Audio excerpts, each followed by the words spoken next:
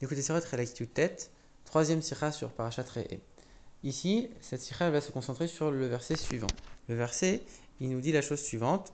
Peut-être qu'un jour, ça va arriver, le fait que tu vas t'écarter du droit chemin à cause du fait que ton frère, qui est le fils de ta mère, ou ton fils, ou ta femme, ou ton prochain, peu importe, ton prochain qui est vraiment comme toi, il va peut-être t'écarter du droit chemin et te pousser à servir les idoles. Donc ce verset il vient pour nous prévenir et faire attention à ne pas se laisser influencer par qui que ce soit, même les gens les plus proches.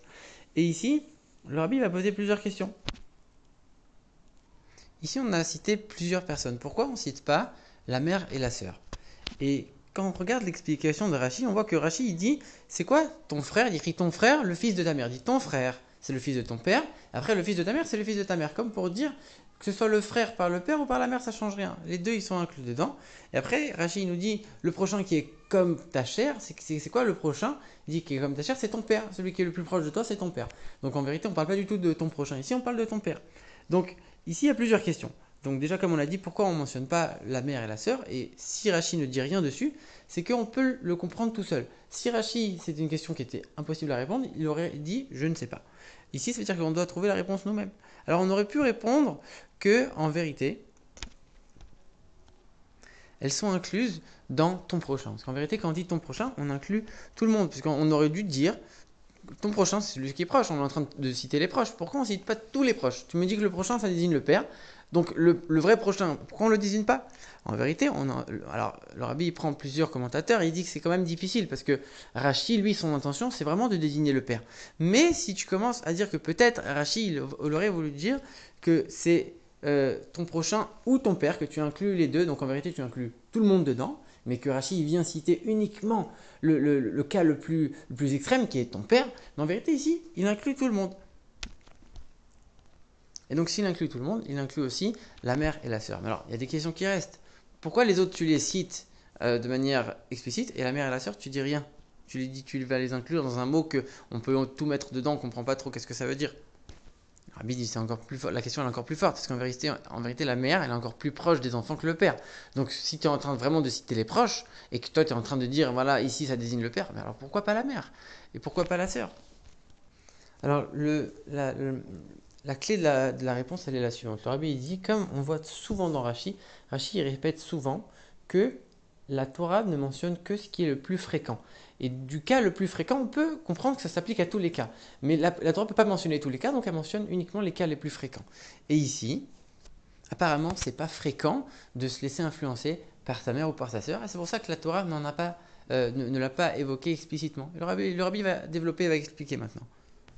Alors en vérité, le rabbi dit il y a deux types d'influence pour être poussé à faire l'idolâtrie. Il y a une influence qui est purement par la conviction et par l'intellect. Quelqu'un qui va essayer d'avoir une très forte force de conviction, il arrive à convaincre les gens, c'est un guide spirituel qui arrive à convaincre beaucoup de personnes. Alors là, il peut y avoir un risque. Deuxième manière de convaincre quelqu'un, c'est quelqu'un qui est proche, quelqu'un qui s'entend bien avec lui, qui vit avec lui, et petit à petit, du fait de sa proximité, il va l'influencer petit à petit à s'éloigner. Il dit en vérité ici, la Torah elle cite les deux catégories. C'est vrai que même pour la première catégorie, en vérité, il faut qu'il y ait aussi une proximité. S'il n'y a pas de proximité, ça ne peut pas marcher. Mais la proximité, elle est plus dans la deuxième catégorie. Et donc, il commence à dire, en vérité, un frère, il peut influencer quelqu'un, il peut influencer son autre frère par des idées, par un raisonnement, une réflexion. Pareil, le père, il peut influencer son fils, parce que c'est lui qui a finalement une influence sur ses croyances. Mais quand tu es en train de parler maintenant des enfants, les enfants, ils vont pas commencer à t'influencer, c'est pas toi qui vas te laisser faire par tes enfants. Ou alors, s'il y a ta femme qui essaye de t'influencer, elle, c'est plus par les sentiments, donc c'est plus par la proximité qu'elle va t'influencer, pas par des raisonnements. Donc ici, on voit que la Torah, elle cite finalement les deux catégories. Et le rabbi dit même ça va dans l'ordre croissant. D'abord, on parle du frère, du frère pas le père. Comme tu vas être amené à rentrer en contact avec lui à cause de l'héritage ou à cause de plein de choses, alors déjà, il peut commencer à y avoir une influence. Mais après, encore plus proche que lui, il y a le frère pas la mère. Comme on sait que quand on a la même mère, on a une proximité qui est beaucoup plus proche que quand on a le même père. Après, tu viens avec les enfants, le fils ou la fille, qui sont plus proches du père, encore plus proches. Après, encore plus proche que les enfants, tu as la femme elle-même.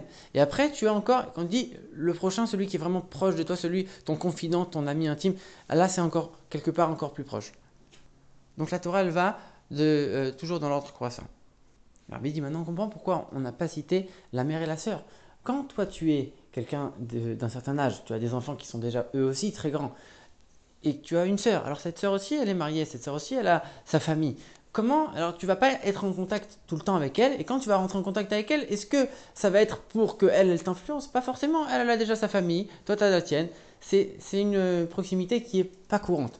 De la même manière avec la mère, c'est vrai que la mère tu vas la voir peut-être plus souvent, mais la mère en général c'est pas elle qui va s'occuper de tes croyances. Ça c'est le père qui s'en occupe. Mais la mère quand tu as des relations, la relation que tu as avec elle, c'est quand même une relation entre une mère et un enfant qui est plutôt une proximité familiale et c'est pas forcément dans tout ce qui touche aux croyances, etc. Donc c'est pas forcément elle qui va t'amener à t'écarter, surtout quand toi tu as un certain âge, tu as des enfants qui sont déjà grands, tu vas pas te laisser influencer aussi facilement par ta mère. Donc la Torah ne met pas l'accent sur la mère et la sœur puisque c'est pas quelque chose de courant. Et donc c'est pour ça qu'on ne les mentionne pas. Maintenant, le rabbi nous dit, c'est quoi l'enseignement pour nous de toute cette histoire? Le rabbi nous explique que d'après la profondeur des choses, ici quand on est en train de citer plein de personnes, chaque personne elle représente un aspect de la personnalité, un aspect, une des forces de l'âme. Et chacune des forces de l'âme en vérité quelque part, avec sa personnalité, avec son contexte et ses implications, elle peut te pousser à t'éloigner. Donc il ne faut pas se fier aux forces de son âme, même si elles sont très élevées. Et même la force de Chorma, qui est la force la plus haute, et l'Admorazaken, il dit, c'est quelque chose qui ne peut pas accepter l'idée de l'idolâtrie. La Chorma, elle ne peut pas accepter tout ça. Malgré tout, la Chorma, on appelle aussi le père. Donc c'est-à-dire que même ton père, on te dit, même lui, tu ne peux pas te fier à lui. Même ta Chorma, tu ne peux pas non plus te fier à ce niveau extraordinaire qui est la Chorma. Et pour être sûr de ne pas s'écarter, il faut baser son service de Dieu sur ce qui est au-dessus de toutes les forces de l'âme, qui est au-dessus de toute la logique, d'une manière qui est complètement surnaturelle. Servir Dieu de manière illimitée, se donner à 100% pour Dieu, donner toute sa volonté pour Dieu. Et c'est seulement à ce moment-là qu'on pourra être sûr de ne pas s'éloigner, de servir Dieu vraiment comme il faut, de suivre son chemin et de s'attacher à lui de la meilleure des manières.